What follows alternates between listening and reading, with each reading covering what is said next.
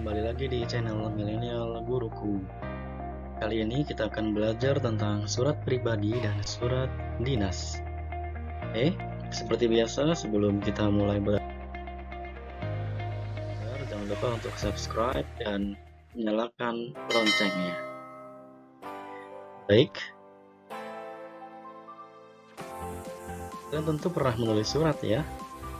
Oke, mungkin ada yang pernah menulis surat secara elektronik maupun menulis surat secara manual melalui kertas dan pena.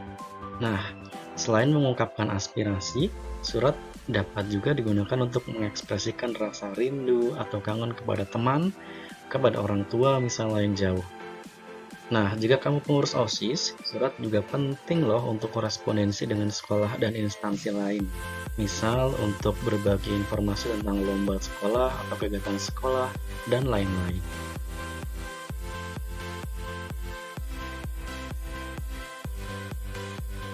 Nah, ini adalah kompetensi dasar dalam materi surat pribadi dan surat dinas. Yang pertama ada mengidentifikasi informasi surat pribadi dan surat dinas, kemudian menyimpulkan isi surat pribadi dan surat dinas, kemudian menelaah unsur-unsur surat pribadi dan surat dinas, dan yang terakhir adalah menulis surat dinas dan surat pribadi. Oke, selanjutnya ada beberapa materi yang akan kita pelajari dalam kesempatan kali ini. Yang pertama adalah pengertian dan jenis surat dinas dan surat pribadi. Kemudian struktur. Lalu yang ketiga ciri bahasa. Kemudian yang terakhir adalah kuis. Nah, bagian kuis ini adalah bagian yang paling menarik nanti di bagian akhir. Jadi jangan sampai kalian melewatkan bagian kuisnya ya.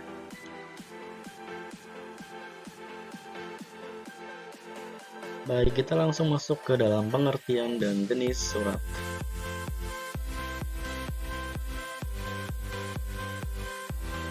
Nah, ini saya ambilkan dari Kamus Besar Bahasa Indonesia edisi yang kelima, bahwa pengertian surat ada 3 pengertian. Yang pertama adalah kertas dan sebagainya yang bertulis atau berbagi-bagi isi maksudnya.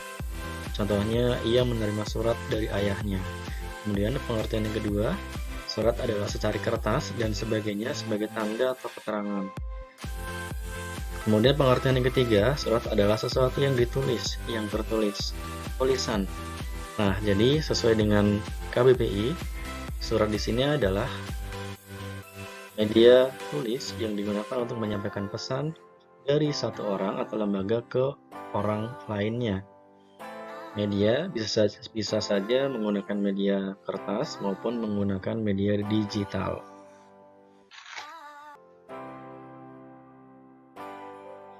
Selanjutnya, jenis surat ada 2, yaitu surat pribadi dan surat dinas. Surat pribadi adalah bentuk komunikasi tulis surat menyurat yang dilakukan oleh seseorang kepada orang lain sebagai pribadi, bukan sebagai wakil atau urusan yang berkaitan dengan kelembagaan atau kedinasan yang sifatnya resmi. Jadi, kalau kalian pernah menulis surat untuk kalian atau teman kalian, maka itu adalah surat pribadi. Kemudian yang kedua, surat dinas.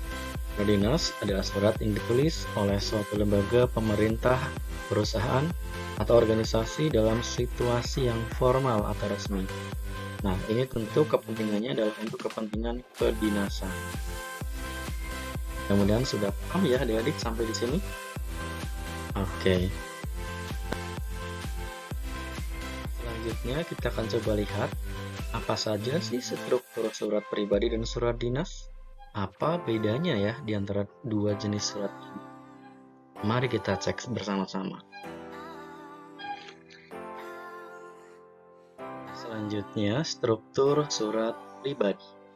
Struktur surat pribadi terdiri atas tanggal surat, alamat surat, salam pembuka, pembuka surat, isi surat, penutup surat, salam akhir, dan nama pengirim surat serta tanda tangan.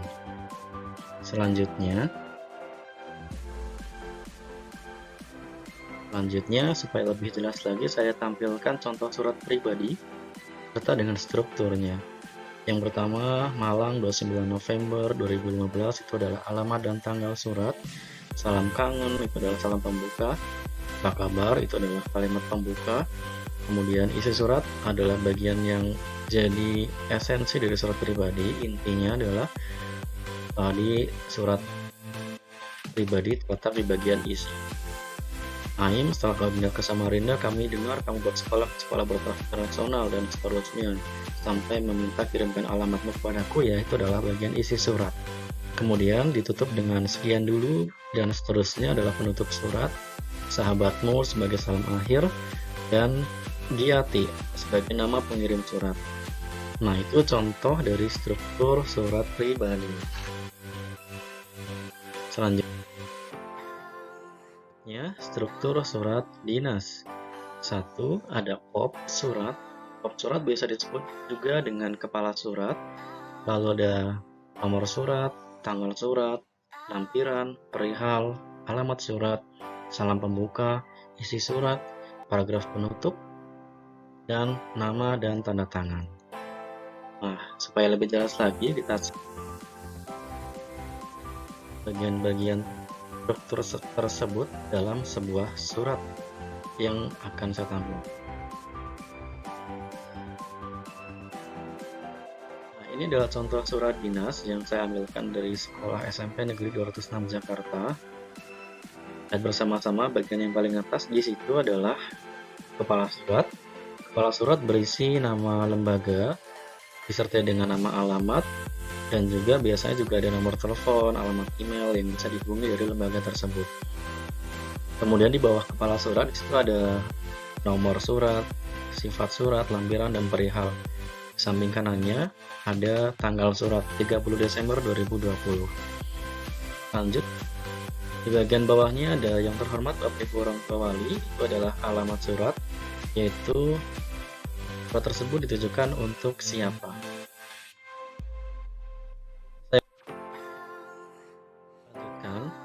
Kemudian setelah alamat surat, di bawahnya nanti akan ada salam pembuka. Lalu ada paragraf pembuka, kemudian bagian isi,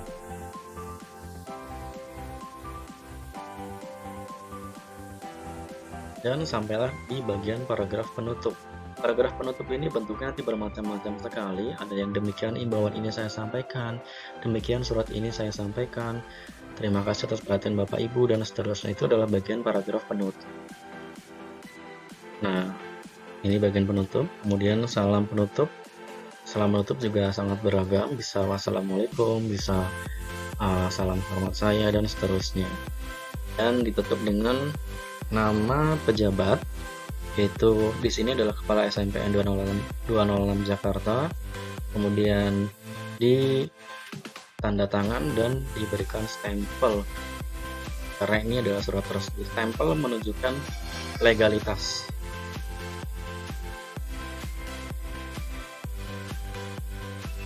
Nah, selanjutnya adalah ciri bahasa surat pribadi dan surat dinas. Mudah-mudahan struktur surat pribadi dan surat dinas sudah cukup paham tadi ya. Saya kembali akan mengajak untuk meneruskan ke bagian ciri bahasa surat pribadi dan surat dinas.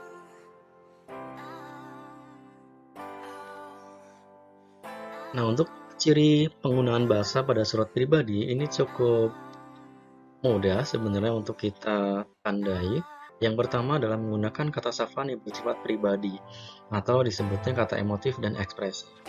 Kata emotif itu maksudnya adalah kata-kata yang biasa kita gunakan dalam sehari-hari, seperti misalnya salam kangen, salam rindu, salam sahabatku, salam semangat, salam merdeka belajar, dan seterusnya. Itu adalah kata-kata emotif yang di dalam surat dinas tidak mungkin untuk kita tuliskan.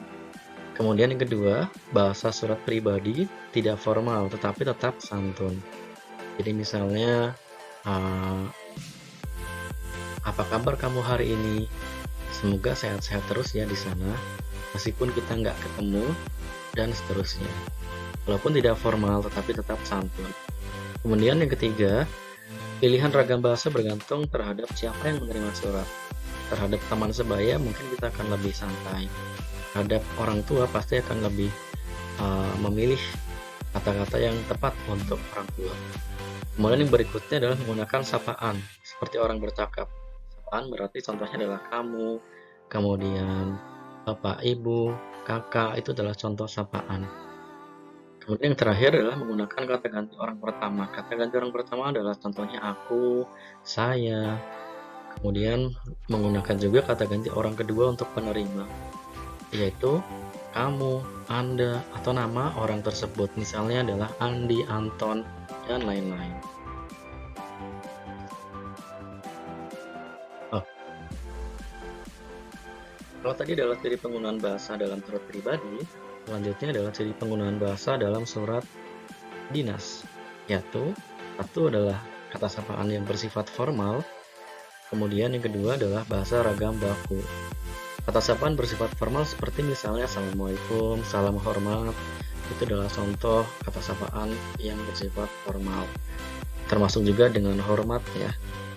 Kemudian menggunakan ragam bahasa yang baku. Nah, mudah-mudahan sudah cukup paham ya materi berkaitan dengan surat pribadi dan surat dinas. Sekarang saatnya untuk mengikuti kuis bahasa berkaitan dengan surat pribadi dan surat dinas.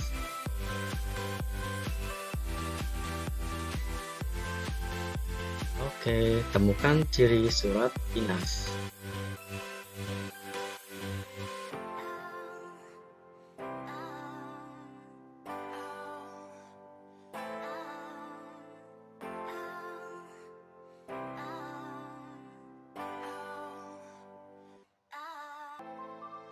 Oke, selanjutnya temukan penulisan kalimat atau kata yang tepat. Silakan kalian bisa menuliskan jawaban dari kuis ini di dalam kolom komentar ya.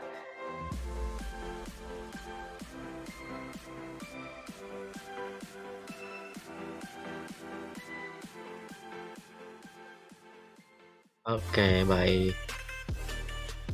Jangan lupa untuk subscribe channel Milenial Guruku, kemudian juga untuk menyalakan lonceng supaya kalian tetap mendapatkan notifikasi untuk video selanjutnya. Kalau masih belum terlalu paham, kalian bisa memutar ulang video ini. Juga untuk membuat jeda ketika dalam kuis tersebut misalnya terlalu cepat, silakan untuk ditonton kembali. Terima kasih, selamat belajar, salam semangat dari Milenial Guruku.